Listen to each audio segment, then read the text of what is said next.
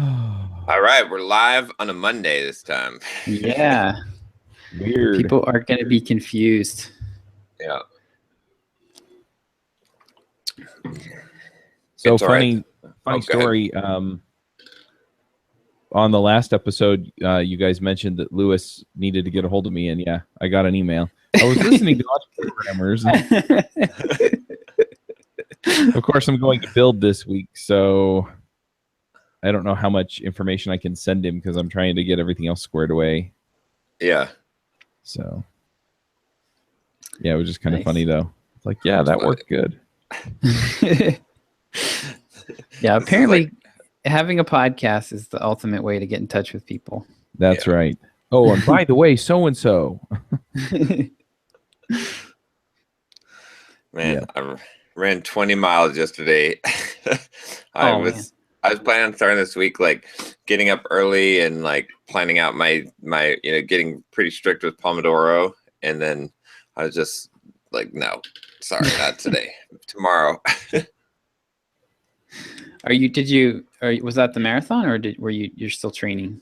I'm still training. That was a 20-miler for the marathon. The marathon is in like 4 weeks, I think. And so, yeah.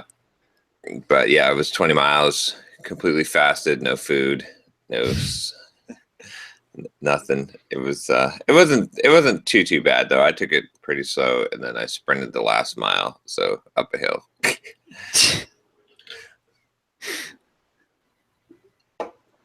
Nice. Yeah. Nice. Yeah, my update on my health stuff.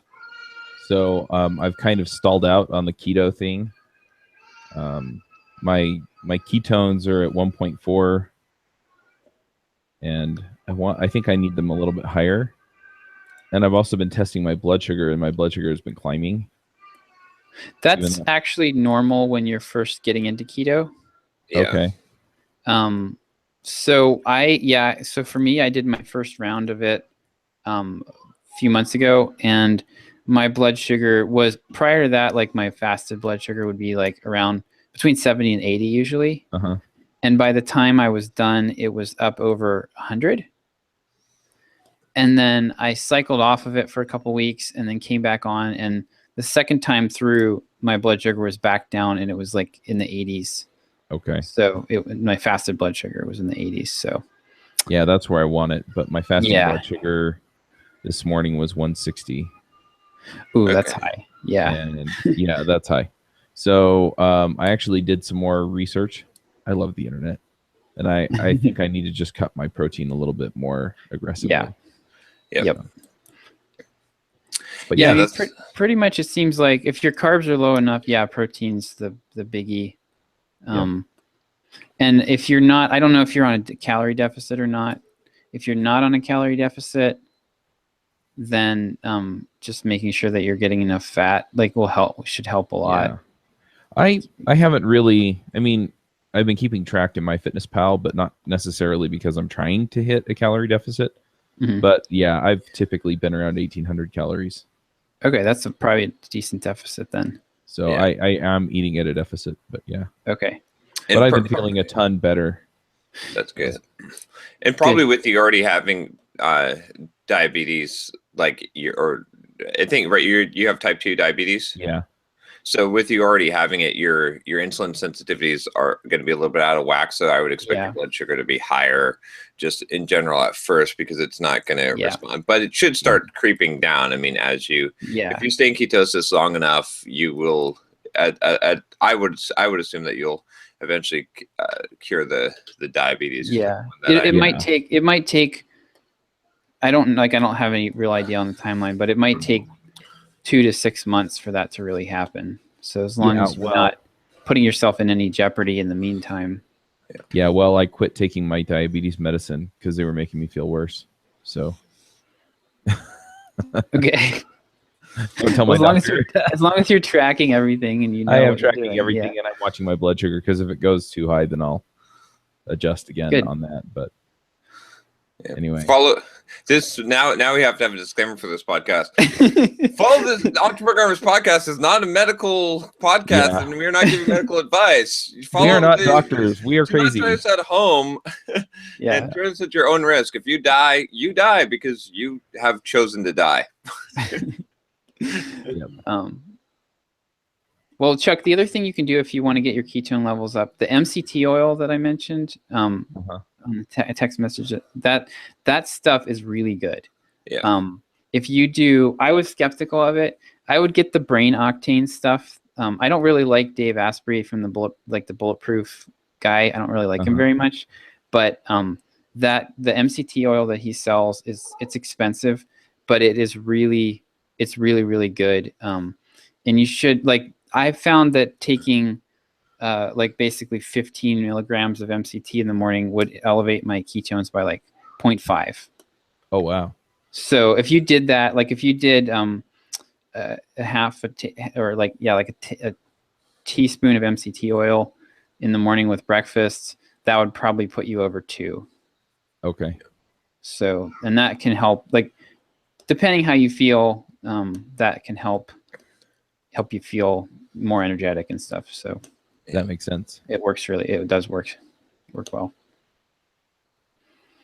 I'm currently off of keto at the moment. I wrapped up round 2 here over the weekend, and I was gonna be good on Saturday. Oh. No, it wasn't too bad. I was good for breakfast and lunch, but then dinner, I kind of went kind of crazy, and I had basically ate all the Easter candy that I didn't get to eat, and then wrapped things up with an ice cream sandwich, and I felt completely ill. And I went to bed, and I slept better than I've slept in a month. Nice. And I woke up and my blood sugar was 122, which is the highest I've ever measured it. But yeah, so I'm being good now. So I got it out of my system. But yeah, so it's good to have the refeed in there with the, yeah. I've been trying to figure out how much, because I did my refeed. I've been doing it on Fridays now, just in the evening, and I think I might have done too much. I'm trying to figure out what the level is that's most beneficial, that's not destructive, but I haven't quite figured that out yet. Yeah. Oh, but yeah, it's been really good. I've been feeling a lot better. I'm really glad you're basically through the roughest part here, I think. Yeah, I think so too. I think I just need to fine tune it and then just get the rest of the way there. And then I think maintenance is much easier than. Yeah. I mean, 1.5 is kind of, 0.5 is kind of where they start to consider you being ketosis. 1.5 and above is sort of ideal if you want to lose weight, but that's you're pretty good. It tends to, so for me, it took me, last time, it took me almost 3 to 5 days to get to 0.5, and then another about 5 more days to get to 1.5. And so for me, I get deeper and deeper into it the longer I go. Right. So you might I think there's also just this is your first time doing it, so your body's learning how to do all this stuff. So there's some of that as well. It's just not very good at it yet. My main area of concern was just the blood sugar. Yeah.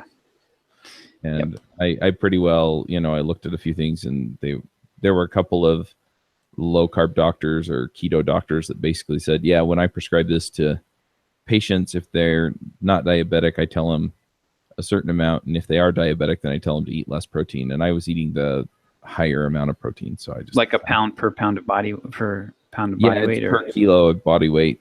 Okay. Yeah. Yep. So, yeah, because the protein will get converted into glucose, which will. Yep. So it makes sense. So if you're gonna up your fat, just beware. I hit the part that was killer for me was the intestinal distress. I once I hit close to 80% fat, I just couldn't take it. My gut couldn't process it, and so I was doubled over in pain from that. So just be wary as you push the fat level up, you might run into some of the same thing. And that's an easy fix. You can just I didn't. It took me a week to realize it was an easy fix, but it's an easy fix. Yep. Well, I'll keep you guys posted on that, but yeah, it's awesome that you're still doing it. So yep. it's a rough transition, but yeah. Yeah. I got to get some tests to test my levels again, because although I don't know, I'm going to try. I guess yeah, I should get a test and see, so I can try between doing just the. I want to experiment between upping the protein and just cutting out the carbs, or cutting the carbs low, versus more on the higher fat side to see which is actually more effective for what I'm doing. I'm not entirely sure at this point. There's like pros and cons of each, but I need to get ketone strips, or the test strips again, so I can see where I'm at, so I can get an idea, because I'm constantly going in and out of ketosis based on what I'm doing. Yep. Even when you fast during the day, even just eating 1 meal a day, like you end up burning ketones, like so. Yeah, but it's been pretty good so far. I've had more energy and I've just felt better. And I think part of it's just that my blood sugar's better controlled. Yeah. So awesome. Anyway, and then I hired a new bookkeeper. And Sweet. We went through and actually figured out the budget for the business, which was really nice. So I actually know how much I have to bring in every month. That's great. So, and then last week, because I told you guys that I'm trying to do 100K in sales this month, right? Yeah. Right. Yep. And I think last time I might have actually said 75K, but my business coach said, "Oh, you meant 100K, didn't you?" And I said, "Sure." So I was all geared up to go last week to make all this progress. Yeah. And then everything just fell apart. I was just like, "You've got to be kidding me." So Shandy was moving everything into Blue Tick so that we could just pull the trigger there. Mm-hmm. And apparently Blue Tick doesn't work so well in Safari. And so she tried it for 2 days and then switched over to Chrome, and it works. And so she got everything moved over. I still need to go double check that. You hear that, Mike? Yeah. I don't know if Mike listens or not, but if we Rob's let him know. listening, We were emailing back and forth. Okay. All right. But then Gerald, because I got my sequence in for, hey, we connected on LinkedIn, let me just double check and see if there's any way I can help you out. Well, I still haven't heard back from him, and I sent him. I asked him on Wednesday to start reaching out to people, and then Thursday I sent him another message and said, hey, can you report in and let me know you got this? If I don't hear from him tomorrow, he's fired. Yep. Did you check to see if there's any typhoons? Yeah, that's the one. I don't know. Don't you guys have a Philippines person? No, not at the moment. Anymore. I should check that, right? Yeah, that would be a good thing before you fire him, just to make sure. But if there's not something like that going on, then yeah. Yeah. Yeah, that's the problem though. Like the Filipino hires are, I mean, they're great for like certain things. Communication is great, like English speaking, like a lot of stuff. There's and very cheap, but they disappear. Yeah, just gone for like a week, and you're like, what the fuck, dude? What happened? Like, and sometimes there's a valid excuse. Sometimes it's like, oh, there was a typhoon, but sometimes it's like, I don't know what is it? It's just acceptable. Like it's weird. Like you figure out the different places, the different cultural differences where certain things are. I think it seems like the people that run the businesses helping people find help in the Philippines tend to like want to have a team for that reason. Yeah. Yeah. Because like if you've got 3 or 4 people that are in rotation, then one of them can disappear. It's almost like they seem to have built a system around that cultural glitch. Could be. I think but he does this a lot, and it really frustrates me. The other thing is that I also sent him a message last month. Because let's see, I'm looking at Slack. April 24th, he asks pretty much every month if I can pay him at least one of, because I pay him twice a month, if I can pay him early one of those times. And so I finally, April 26th, I said, you seem to ask this a lot. So I'm gonna pay you early this last time, but I'm not gonna ever do it again. So don't ask. Yeah, perfect. I like that. And yeah, I mean, I was nicer than that, but that's essentially what I was saying. Yeah. And I haven't heard from him since. Oh. Yeah. I don't know. Like, no one's gotten fired on the show in a long time. So I know, right? It's at least 8 weeks. Last week. It's one of those things too, though. If you're paying someone like $500 a month, yeah, and they're working full time for you, it's like I don't know, like you know what I mean? It's so cheap that you're like, well, but if you're constantly having problems, then maybe you can find someone better, and yeah. And if it's critical process type of things, then I'd rather pay someone 3 times that amount and be reliable, right? At that point, like it's not worth saving the money. But it's kind of weird. I'm not sure exactly what it is. I'm sure someone will comment on the show. Well, there'll be 2 comments that will come out on the show. One of them will be, John is a fucking racist, which is like, oh, I can't believe you say something about Filipinos. And Chuck's a jerk because he wants to fire that poor guy. The second one will explain to us culturally why. I would suspect that it's because they're very highly family oriented, and so if Grandpa hurts his knee, like I'm not going to work today, I need to go fix Grandpa's knee, or like I think that's like family takes such a high priority in their culture that like anything happens, they drop work and go take care of family, and there's so much extended family that would be my guess, but I could be totally wrong. I have no idea. So. Lots of holidays too, so because highly Catholic. Yeah, I don't know. I honestly don't know what the story is there, but anyway, I'm probably going to ask Jamie because she has 2 people from Philippines working for her. We'll see what she says. Yeah, but yeah,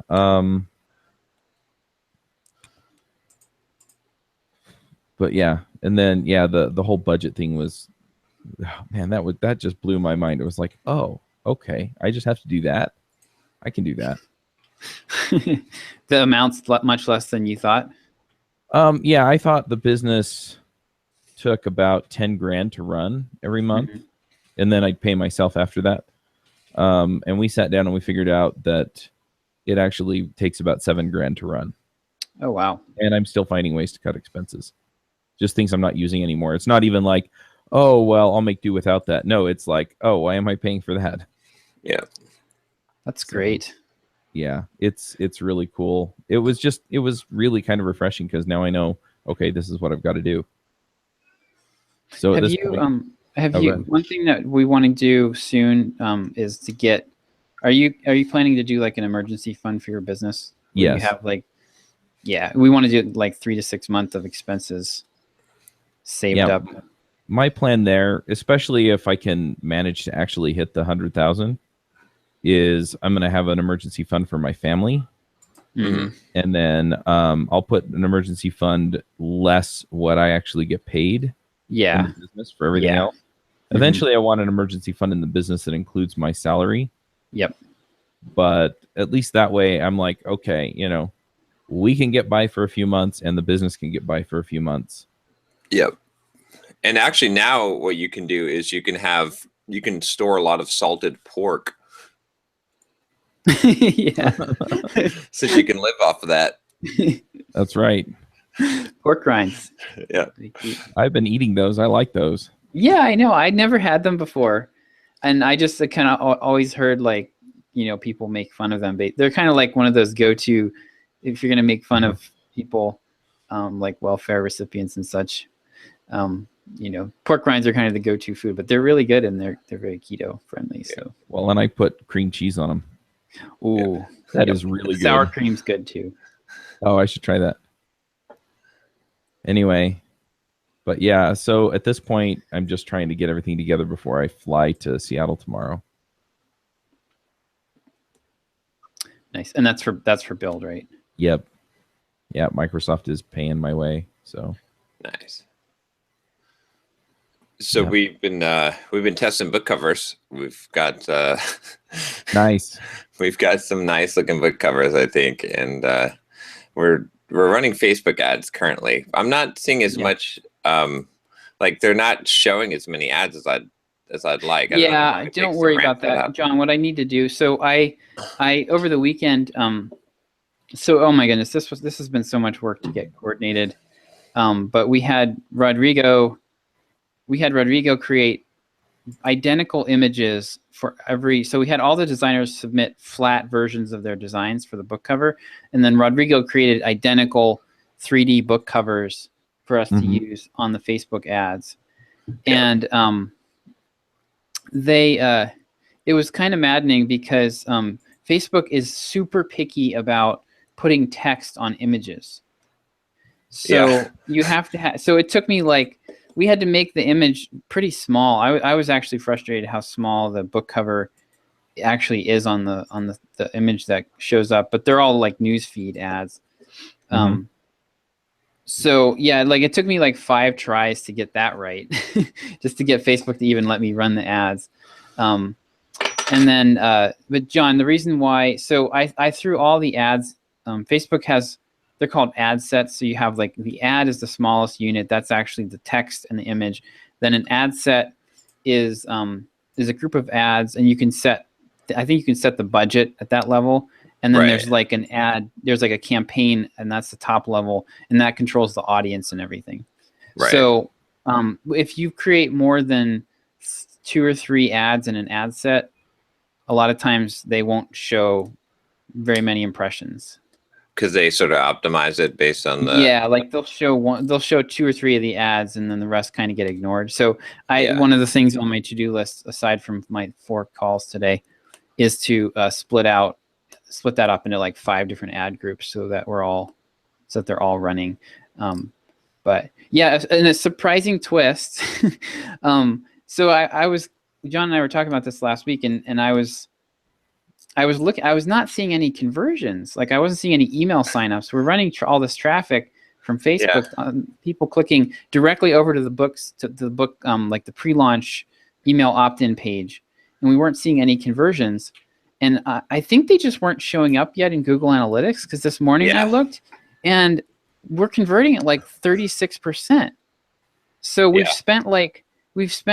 looks like we've gotten over 50 email signups, and we've spent about $50. So we basically are like getting email signups for less than $1. So it went from like me thinking that this was a complete like bomb, we're not getting any signups at all, to like, holy cow, what's going on here? This is almost too good to be true. So I'll be definitely digging into this more this week, but it's looking really good. And John, I edited all the ads today to add tracking links so that we can track in Google Analytics. We can see what ads are doing the best. And so that's part of the reason why the impressions are all virtually nothing today, because they had to reapprove all the ads. So there's an approval step that you have to go through.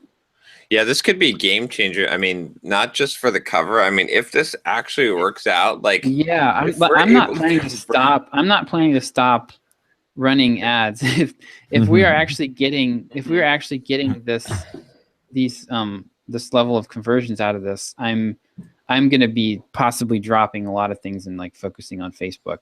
And this is all US too, by the way. Yeah, this is all US. And this was really easy. So basically what I did was I got, what I'm doing right now is I took our subscriber list, and I uploaded the whole email file to Facebook. And then they matched about 44,000 of the 65,000. And then you tell Facebook, okay, now create a lookalike audience, which is people that do the same things and like the same things as your audience. And they look at a gazillion data points, and they've gotten apparently scary good at this. And they also, since the last time I looked at it, they've added a ton of ways that you can target now for computer programming related stuff, like different interests and different job titles and stuff that weren't there last time I looked. So I think the targeting's gotten a lot more granular for us. Yeah. And I just threw together this ad. I literally copy and pasted the copy that I wrote for the book launch page, tweaked a few of the bullet points, and threw the image on there. And then I'm running it as a, it's a post that people are supposed to interact with. So they're like, they can like it or they can like your page. But it's not like one of those where the button is like learn more and it's designed to click to a landing page. So it's called an engagement post. Mm-hmm. And so I just threw this together, and oh my goodness, like we're getting interactions for like 20 cents. So some of those are like page likes or people just clicking the smiley face icon, which I don't care too much about, but a number of them are clicks, and they're going and they're signing up. So this morning I got our tracking set up so that I can actually see, I can follow these people once they're in Drip. So we're going to tag them in Drip, and I can also track them in Google Analytics. So I'll have a better idea of whether they turn out to be good subscribers or not, or if they're going to be garbage like every other paid advertising campaign I've ever done. Yeah. But I have a pretty good feeling about this, though. We're getting some good data too. I think we'll be able to figure out on the book cover. Yeah. If we're getting the signups, this is so these are ice cold. Like these are people that have never heard from us before, mm-hmm. and we're getting signups at that cost. So if this works, then I'm going to put together a much more extensive campaign where I'll be retargeting people that have already visited our site, and also targeting cold prospects with like warm-up posts on Facebook, so that they will see and hear from us a few times before we ask them to opt into anything. But although maybe just going straight to the book. I mean, well, if this works, we should just we'll do this too. But I mean, I think I can get I think I can get the cost per lead way down. Yeah. If I warm them up first. So it might be half of what we're getting now. So. Well, we haven't even optimized the book cover yet. I know. Yeah, I know.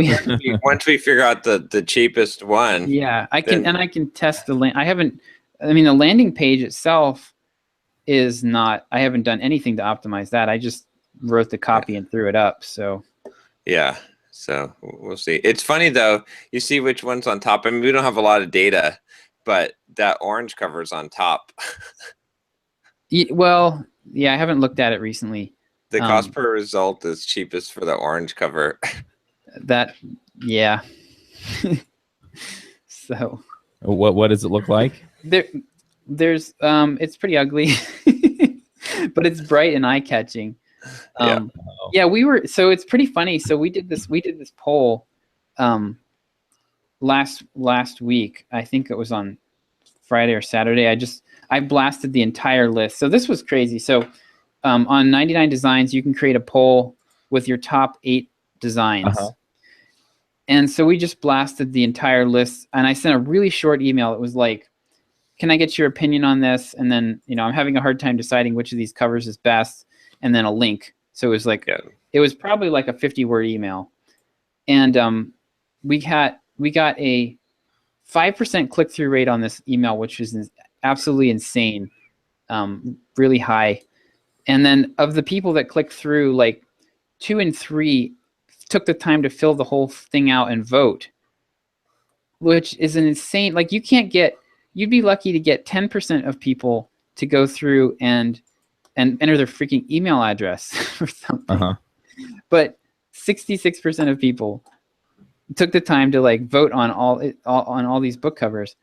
And the ones that John and I liked the best were like dead last. Yeah. It was, it's That's pretty funny. Amazing. Like there's still one that I think is actually has a good shot of being the one that we should use, and it was dead last. Yeah. And I think part of the reason why I think it got hammered so bad was we were seeing comments. So it had John's picture on the front, and there were comments to the effect of like, people are going to see this and they're going to be like, who is this guy?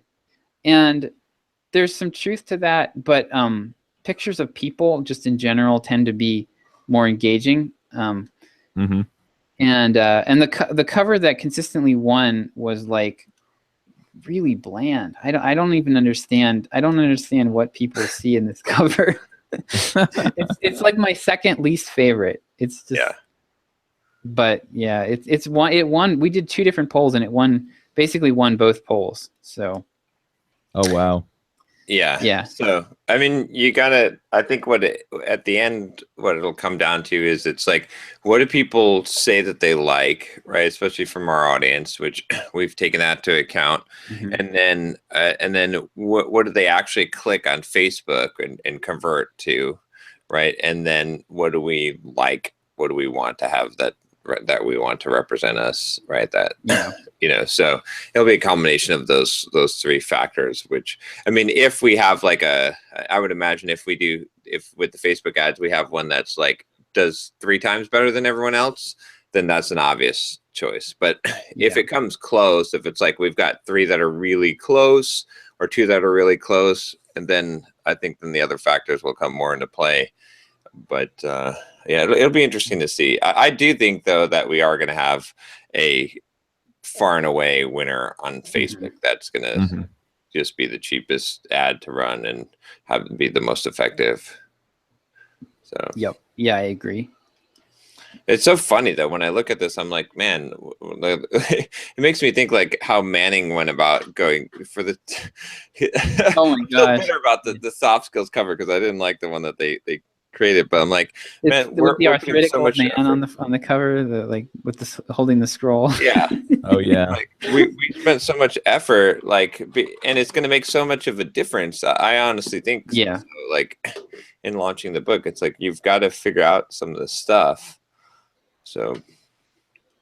I don't know. Oh my gosh, the design, the contest got really ugly though, because so John had to reopen. So the 99 Designs contest goes through several phases, and then it like closes to submissions after each phase. And we had gotten past the last phase where the designers could submit new designs, but we needed to run these ads, we needed the flat versions of all the designs we liked. So John reopened the contest, and a bunch of the designers realized this and submitted. They flooded us with like 20 or 30 new designs that were all like copycatted off of what the other designers had done, because they found the poll. John had tweeted the poll out, and they found the poll, and so they went and looked at what everybody else had done, and then they like iterated on their own designs, incorporating elements from the other designs. And then they also a few of them like got dirty and like went and like gave all their opposing designs a 1-star review. Oh gosh, which is ridiculous, but also laughable, because when I think they didn't realize that we had 3,000 people voting in the poll. Like, yeah, that doesn't make a difference. Really not going to move the needle with that. But it just makes us look at it and be like, okay, guy. but so this is how you hack 99 Designs then, right? Because this is actually a pretty good thing. So when you create a 99 Designs contest, you have the option of making it so that it is blind or not, right?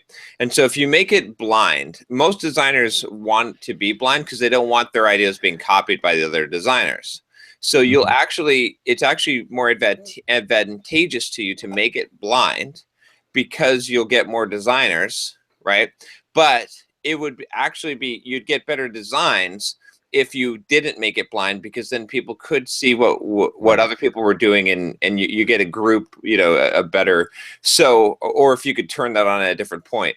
So the way to hack 99 Designs is to make it blind so the designers can't see what the other designers are doing, and then accidentally drop like instantly to the designers the poll. Like, you see what I'm saying? So maybe you like message all the designers and say, oh, something, and you mention the poll as if you don't know what you're doing when you give them the poll, right? And then they're like, oh, hey, and they see which designs are working, and they read the comments on the poll, right? Which is what a lot of these guys are doing. So we're actually getting like, variations of the design, like, so they're they're actually, we're getting an improvement in the design. So that's how you hack 99 Designs, apparently. Love it. That's funny. But we're gonna have a pretty awesome cover, I think, by the and there was something also, I don't know if you saw, Josh, but some of the new designs that they put in. One of the guys was putting under the name, under my name, he was putting the author of best-selling book, and then he's putting the website. But if he puts soft skills there, that's, I think we should actually, when we do the final, we should have that, because that's that's definitely. Yep. So that makes a lot of sense to do. So it's kind of cool. Like, I mean, you end up getting extra stuff. So it's crazy though. I mean, 99 Designs is a lot of work. Like, if you're gonna, it is. But you get a better result. We've gotten really good results. It's just that you have to put in the effort. You pay the money and put in a shit ton of work to get it. Yeah. So. Yep. Oh. Well, it sounds like you're heading the right way. I'll be really curious to see which one wins for you.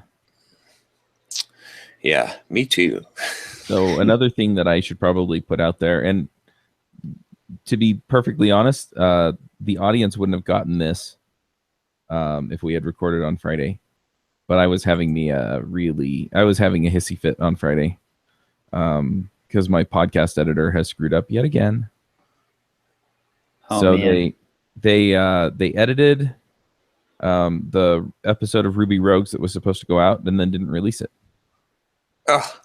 And I'm like, why didn't they release it? And I was so mad. I told Shandy, I'm like, you need to figure out what's going on, because if I go figure out what's going on, they're going to say, this is what's going on, we quit. Right. And so she goes and asks them, and they go, well, the title didn't match. And I'm like, what do you mean the title didn't match? So I finally found the email thread this morning, and it turned out that I'd given them the wrong audio. And so they edited the audio for the episode that was supposed to go out, but the title that I had given them was obviously not the right title for the audio that I had given them. And so I'm like, okay, well, why do I have to ask you this on Friday when it's supposed to go out on Tuesday? Right? I had completely had it. And so I currently have a listing for a podcast editor on Upwork. And I am going to find somebody this week while I'm in Seattle, because I am so sick of this. I'm just done. And John kept telling me, you should bring it in-house. You should bring it in-house. I'm freaking bringing it in-house. Because I can just tell somebody, look, this is how we do this, right? So, yeah, anyway. But I was so mad on Friday.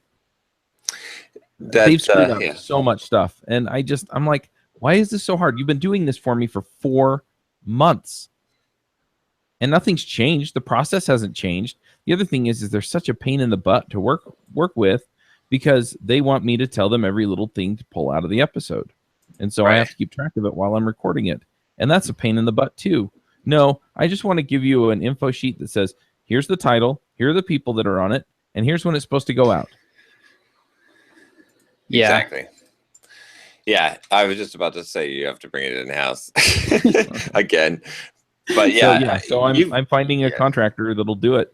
And the thing is I ran the numbers, because on Upwork, I think the average hourly rate that's listed here is $15 an hour. Mm-hmm. And so I was like, okay, well, let's say it takes them 4 hours, which is pretty generous for a 1 hour show. So let's say it takes them 4 hours to edit the show and write the show notes. So that's $60 an episode. If I'm producing 8 episodes a week, it's actually cheaper to bring it in-house at 4 hours per episode. Yep. And I was like, okay, I am so done. It'll save me $500 a month at least, and you'll get it done the way I want it. So here's one thing I would say though with that is make sure that you have the process detailed out very well. Mm-hmm. And don't just hire someone on Upwork, go through the whole, like, get 5 candidates. That's what I'm doing. Have them all edit the same episode of the podcast, or maybe even 10 candidates, depending on how many you want, and have them all do it. Give them the same set of instructions, just the process that you said, and then have them all do it, and then evaluate, and then you pick your top one from there, or top 2, and then you're good. In fact, you might want to even have 2 as a, just to have your backup, but yeah, that's how you do it. And then eventually, I mean, and that's your start, and just start there. Eventually, I think you'll probably want to have a team where you've got an audio editor, that's specifically, and then someone who does the show notes specifically. And you still might even think about this now. Maybe you just want to hire the audio editor person. I was gonna say, like, I think if you're gonna, I would like, I have a feeling that you're gonna have trouble finding someone based on, that can do a bang up job on the show notes and do exactly what you want with the audio. So just like, I would really like lean hard on the audio part, and then like if they maybe even initially like just go right out of the gate and hire someone else for that. Yeah, that actually makes your process a lot more stable long term, because it's easy to find somebody that can do show notes. It's easy to find somebody that can do podcast editing. Finding somebody that can do both really well is going to be tough. Yeah, that's true. I may just give them the audio. I'm trying to figure out though, like, how to find somebody who can do the show notes and actually, because I mean, sometimes we're talking about stuff that's kind of surface level programming stuff. And I think a layperson could probably figure most of the stuff out to put in the show notes. Yeah. But it's pretty technical. If we go deep tech, I just don't know if they're really going to be able to follow it well enough to actually put together show notes. But see, that's why again, I think, I'm leaning even more towards that now. Like, okay, because you've done this wrong a lot of times. Yeah, I'm good at that. And you keep on paying for it and having to redo it. So even what I was saying first, I think is a compromise. It's doing it wrong again. So I say just do it full out what Josh said. Just go and do it the right way this way, which is going to be more effort, but hire the video, have 2 roles, video or the podcast editor and the show notes person, and hire them both.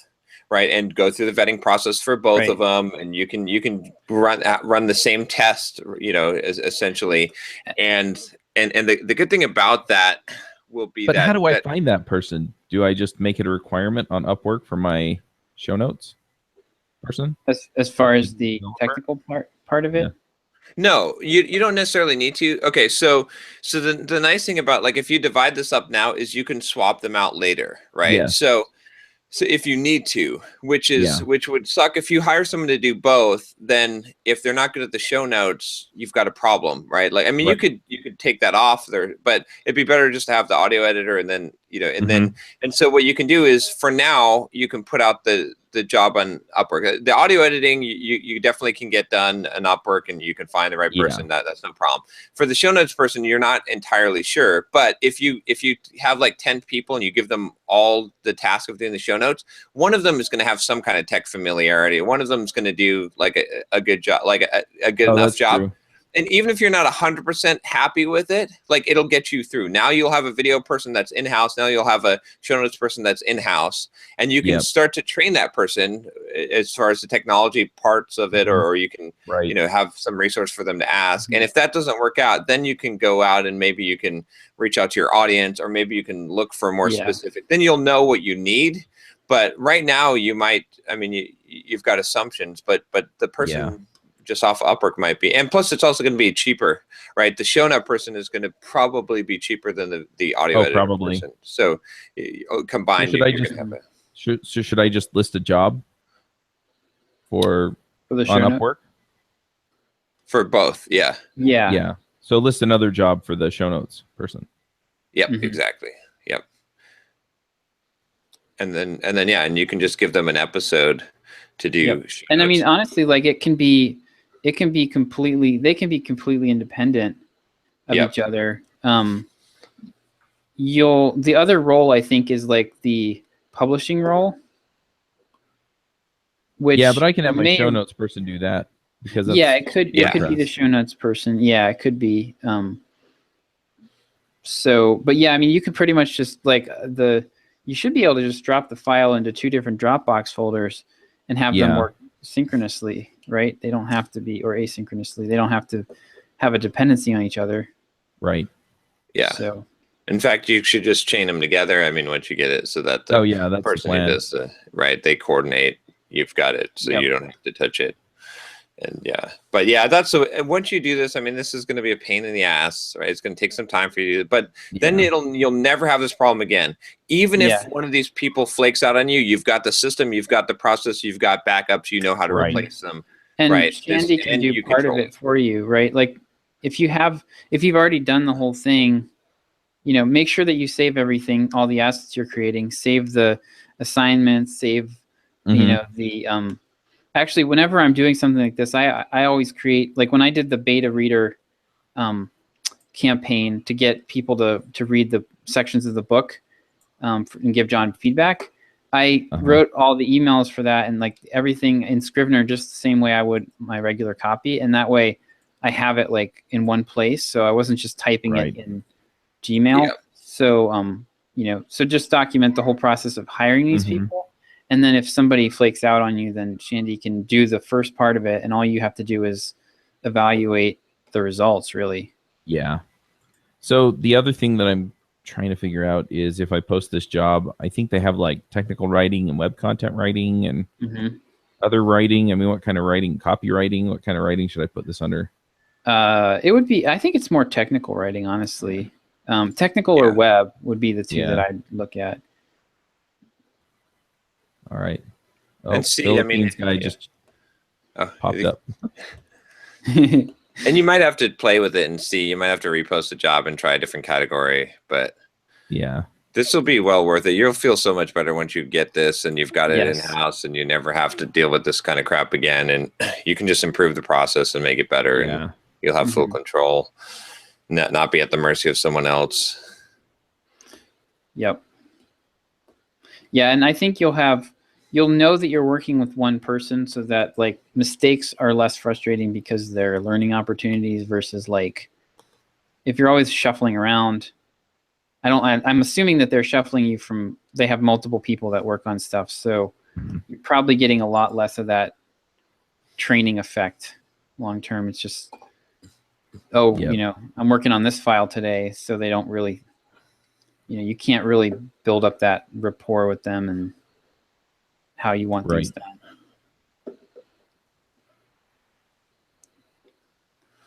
Yeah, that makes sense.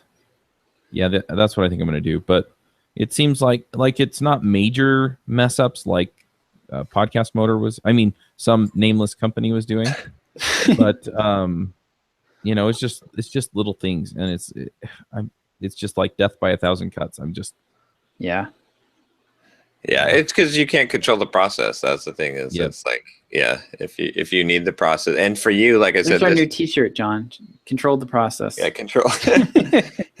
This is your special sauce. This is your secret sauce. This is like you are not a media personality that happens to have a podcast. You are a podcast company.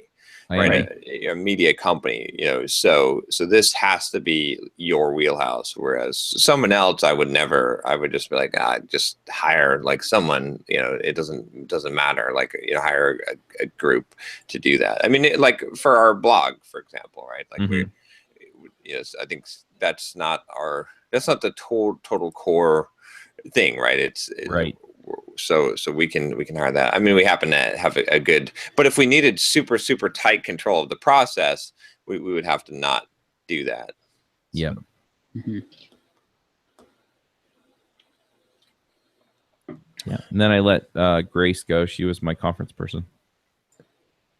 But that was mostly because I'm trying to I'm rethinking the way I'm doing the conferences. I think I'm gonna postpone Ruby Remote Conf into a dev summit in like October. And then I'm going to cancel all but like 2 of the other conferences because they're not my core areas. And I just, I can hit them later. Yeah. That makes a lot of sense to me. Yep. It's a painful decision. Yeah. But the thing is if I do a handful of summits, like, and by a handful, I mean like 3, 4, if I really get it nailed down, maybe 5. But if I can get the summits going and build my list, then I'm just going to buckle down and I'm going to build products. And that way I have a large list that I can sell products to. And I think that's a more stable way to go. Yeah. And I may make more money selling access to the videos, the full access passes anyway. Yeah. But even if I don't, I get people on the list. I can pitch them on my shows because not everybody's going to come from the shows. Right. And then, that turns it. That's more of an audience building play, which I think is a good move. Yep. So that's kind of the plan there. So I did fire somebody this week. There you go. Didn't fire her because I was tired of her.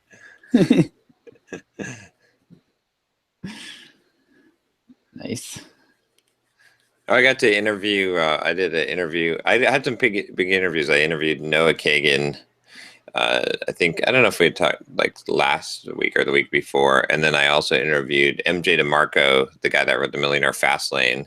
Mm-hmm. And I have one set up with Alpha M, who has like 2.5 million YouTube subscribers, but he had to cancel last Friday, and he hasn't rebooked yet. I'll have to ping him and see what's going on. But yeah, I've been landing some pretty nice interviews lately. Oh, I got to still Chuck DHH. I need your. Oh yeah. Speaking of getting a hold of hard to reach people on the podcast. Yeah, email me again and I'll see what I can do. Okay, all right. But yeah, I'm trying. It's actually getting easier to hit big interviews now because there's enough.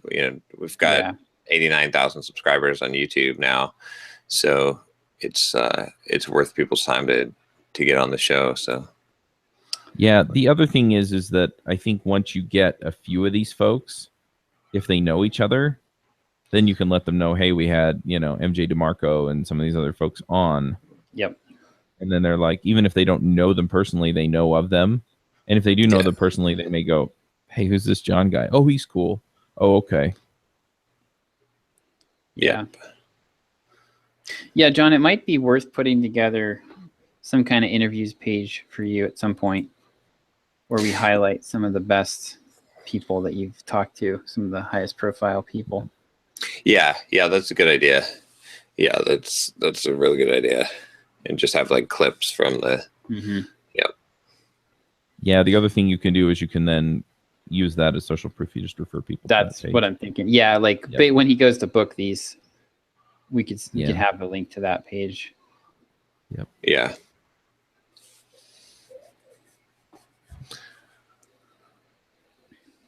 Cool. All right. Cool. Should we? I guess we should wrap it. Oh, one other thing before we wrap up. I think we should just probably leave it. We haven't gotten any more applications for the Entre Programmers group. We just have just one in there right now to form another group. So we should probably just leave this open most of the time, I think. And then as we fill up, because at first I thought if we leave this open, then we'll have too many people, but maybe we can start spinning up groups as we have them. So if anyone would like to become an Entre programmer and join one of the Entre Programming Masterminds, I think you should still be able to get there now at entreprogrammers.com/apply. Mm-hmm. Yep. So I think once we get 4 people that come in through there, then we can spin up another group. We've got 1 so far. So yeah, I expected that there'd be more, but I think maybe we just leave this open and see, and as people come in. Yep. We may want to just put something to that effect on the apply page too. Yeah, we should do that, or maybe we should. Yeah, maybe we could also send out an email to the list. we do have an Entreprogrammers list. We do, as a matter of fact. I don't know how many people are on it, but yeah. Oh, we did last time, didn't we? Isn't that so? Yeah, so maybe that's worth doing, because not everyone is listening to the very end here. They're like, oh, it's wrap up time. So yeah. All right, shall we do thoughts? Sure. I mean, my thought is basically, I mean, I like I said, I was super frustrated with things last week. My wife was gone for a couple of days, and so I was, driving kids to and from school, and then, found out Ruby Rogues didn't get released, and all these different things. But you know what? And I think that's the value in this show too, is just that, as we talk through things and we're just kind of being authentic with each other, and it has the added bonus of being published. I think people just see that, hey, it's not all perfect all the time. My wife, when she was gone, she went to BYU Women's Conference, which is a Mormon women's event at BYU. But anyway, one of the talks that one of the leaders of the church, was speaking, but I think the message is very applicable to people, and that is that he was talking about the internet and some of the effects that it had, and one of them was that we compare ourselves to kind of this idealized view that we have of things, right? Or how things are supposed to be. And so, he shows this family photo and he's like, yeah, see this? This is, you think, oh, well, if only I had a picture perfect family like his. And then he proceeds to tell the story of, well, he forgot about the photo shoot. And so he showed up a half hour late. And while he was on his way there, his one son threw an apple and hit his younger son in the back. And so he was crying. So his eyes were all red. And then while he was running around, he fell and got a grass stain on his pants. And his other son, it turned out, hadn't worn dark socks with his dark slacks and dark shoes. He had white athletic socks on, right? And so, and then amidst all of this, the 2-year-old falls down and bonks his face and gets a bloody nose all over the white neck, right? And so, in the end, they have this family photo, and so the one boy has his arm up over his leg, covering up the grass stain, and the other kid's got his hands wrapped around his ankle. It looks natural, like a natural pose, but he's covering up his athletic socks. They had to wait 20 minutes for the other kid to quit crying, so his eyes weren't red anymore, and they turned the turtleneck around on the 2-year-old. Oh, awesome. And so he's like, it looks like a picture perfect family, but that there's all this other stuff to it. And right. So, I mean, there are warts, and, sometimes we just have to persevere so that we can kind of get to what we need and what we want. And, I think it's helpful that we share our warts, but I think it's also just, I looked at that and I was so frustrated because I really want to hit this 100K this month, and I have to work that much harder this week. Right. And I'm traveling. So, but in the end, it's like, you know what? I'm just going to turn a turtleneck around, cover up the grass stains, get back up and go for it. Nice. I like it. So true, though, too. It is.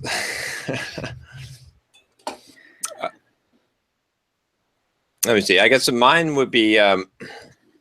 I did a tweet. I was at the gym on Friday, and I was thinking about like some stuff was going on, rental property, just having a headache with a few different things, and I was not in the best of moods, and I was thinking about. I did a tweet that was essentially, if you're happy with less, why are you miserable with more? Right. And I think that's like just a powerful concept to think about. It's like most of us are better off now than we were 5 years ago. Not everyone in life, but I mean, at least people that are trying, that are, that us, at least in our group. I mean, I am for sure.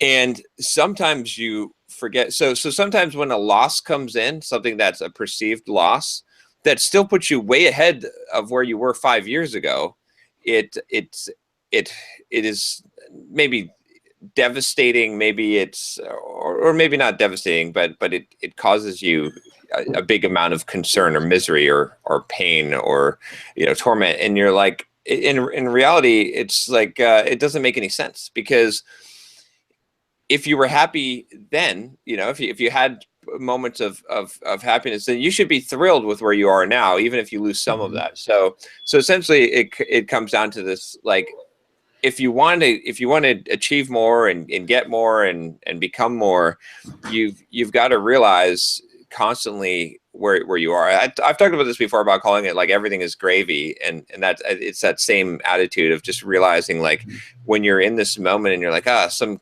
crap has happened, are you still way better off than you were before? Like, yeah, so you should be fucking thrilled. You should be happy, right? You know what I mean? Not that you're always going to be happy every single day, but the right mindset is to look at it and to say, hey, look, well, dang, I'm way better off than I was, and so I should not be taking this as a bad thing. Like, and sometimes I think I just do the mental exercise of going back and saying, okay, let me go back in time, like 5 years ago or 10 years ago, and let's pretend like I was, like, the future, I was able to have what I have now.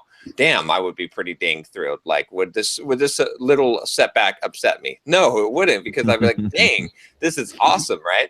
So I think that's just a good perspective to have, that I have to, and I'm only saying it because I have to constantly remind myself, because it really sucks to, like, be living your life and accomplishing all these things and doing all these things and then end up more miserable than you were before. And the only cure to that is really that you recognize where you were and where you've come, and that, that you're in a better position. So, if it's easy to lose track of that and forget where you were, that's what I'd say. But that's something I constantly have to remind myself. Yep. Yeah, I'm going to kind of piggyback off of that. So over the weekend, when I was deciding, I was kind of switching, going off of keto for a while, and I'm just, like, going to spend a couple weeks eating carbs again and enjoying life, and then go back into keto. I'm doing all this. I'm doing all this because I want to lean out a little bit more, and set myself up so that I'm in a place where I'm really, really happy with my physique. And I was looking back. I looked back at my stats. So I've been tracking this stuff off and on for several years now. And the leanest I've ever been was last September, and that was off after I had done like this long thing where I was eating about 1,200 calories a day, and I was walking 2 miles a day on my treadmill, and it was a lot of effort. And I felt like I hadn't really made much progress since then. I was like, I felt like that was kind of the best condition that I'd ever been in. But when I went back this weekend and I compared my stats to where I was, it's like kind of like what John was saying. I was like, holy cow, I've gained in the past 8 months, I've gained like 8 pounds of muscle. Right. And I don't feel that different. It's a small change. And it's really not noticeable to me unless you're keeping track. So I guess my thought is just like, it is really amazing. It's only 8 months, and it's amazing to me what I've been able to accomplish in 8 months. And I actually, in fact, I am actually leaner than I was back then. I didn't realize it until I went back, took the time to go back and like look at where I was 8 months ago. And I'm so much farther along. I'm stronger. I'm leaner. And it's only been 8 months, and what I'm doing now is a lot more sustainable. So I'm thrilled to be where I am. I just didn't realize it. So yeah, it's sometimes that boiling a frog effect can actually be harmful if you don't really, because the cumulative effect is powerful, but it also is, you become adapted to it, like, right. You don't realize, so you've got to sometimes go back and reflect and say, damn, like, it was like day to day I didn't realize what was happening, but look at year to year what happened, and then you can like appreciate. Otherwise you sort of become, what is it, like numb to it. Yeah. All right, guys. Alrighty. So see you on Friday. Yep, I will be in Seattle. Okay. So unless I have a recording session right then, I should be able to make it. Okay. All right. Cool. All All right. All right. See ya. Bye.